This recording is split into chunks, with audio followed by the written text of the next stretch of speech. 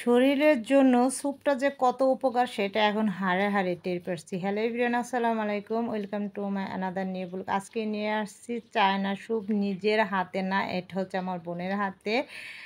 মাশরুমের আর চিংড়ি মাছ দিয়ে এত মজাদার একটা স্যুপ তৈরি করা যায়, ভিডিওটা না দেখলে বুঝতে পারবেন না। আর স্যুপ তৈরি করার জন্য কী, কী নেওয়া হয়েছে অবশ্যই দেখতে পাচ্ছেন। এখানে অনেক ধরনের সস রয়েছে, sweet chilli sauce, oyster sauce, soya sauce, tomato ketchup, তারপরে টমেটো সস, ডিম, কর্নফ্লাওয়ার, চিংড়ি মাছ। এখানে দেখতে পাচ্ছেন বড়, বড় সাইজের কয়েক টুকরা চিংড়ি। আর এই তো হচ্ছে মাশরুম।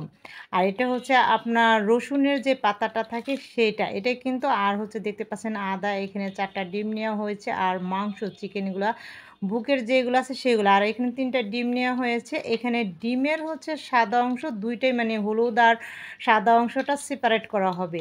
আর এই মজাদার এরকম একটা স্যুপ তৈরি করা, আসলে স্যুপ তো মানে অনেক উপকারী। আর যেহেতু যে এখন দেখবেন যে অনেক ডেঙ্গুর সিজন, এই সিজনে সবসময় সবাই বলে একটু লিকুইড জাতীয় খাবার খাওয়ার জন্য।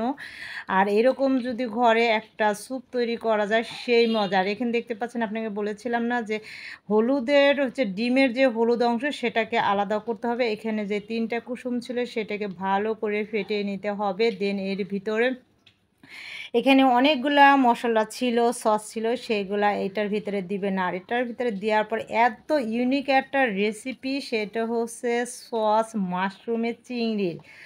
আসলে এই ধরনের সস, মানে এই ধরনের স্যুপ যে তৈরি করা যায় সেটা ভাবতেও অবাক লাগে, খুবই মজাদার টেস্টি। আর এখানে দেখতে পাচ্ছেন গোলমরিচের গুঁড়ো, আপনারা চাইলে সাদা গোলমরিচের গুঁড়োটাও ব্যবহার করতে পারেন। আর এখানে হচ্ছে মানে আপনার শুকনো মরিচের গুঁড়ো পরিমাণ মতো, যে যতটা। আর যেহেতু থাই স্যুপ হবে একটু ঝালটা কিন্তু বেশি পরিমাণ লাগবে। আর এখানে প্রথম দেওয়া হচ্ছে ওয়েস্টার চিলি সস, আর হচ্ছে এখানে সস, সোয়া সস আর টমেটো কেচাপ সস।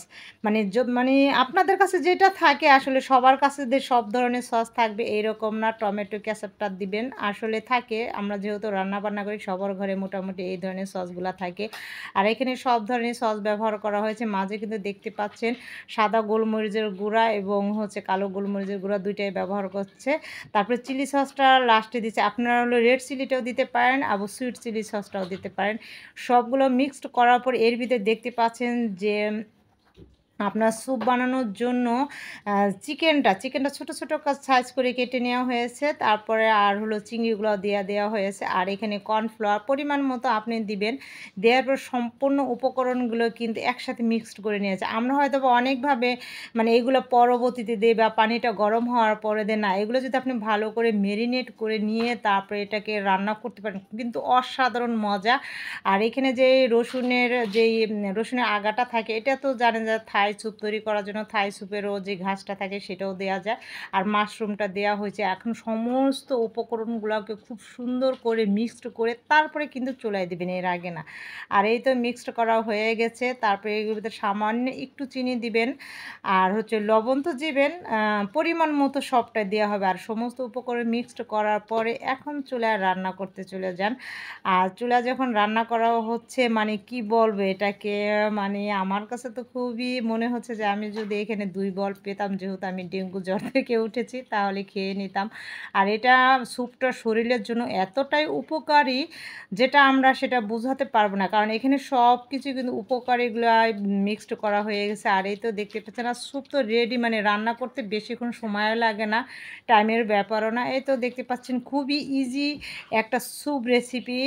হচ্ছে চিকেন, তারপরে চিংড়ি থাই যেটাকে বলে, আমরা তো যে কোনো একটা কিন্তু আইটেম ব্যবহার করতে, দেন এখানে কয়েকটা আইটেম ব্যবহার করছে। আর রেডি হয়ে যাচ্ছে চিকেন থাই স্যুপ। যদি আপনাদের কাছে ভালো লাগে অবশ্যই ভিডিওতে একটু লাইক দিয়ে তারপরে সম্পূর্ণ ভিডিও দেখে কমেন্টস করবেন। এই তো রেডি হয়ে গেছে, কেমন হলো অবশ্যই কিন্তু কমেন্টস করে জানাবেন। আর চিকেনগুলা আর হচ্ছে চিংড়িগুলো কিন্তু হয়েছে, কালারটাও ঠিক অসাধারণ।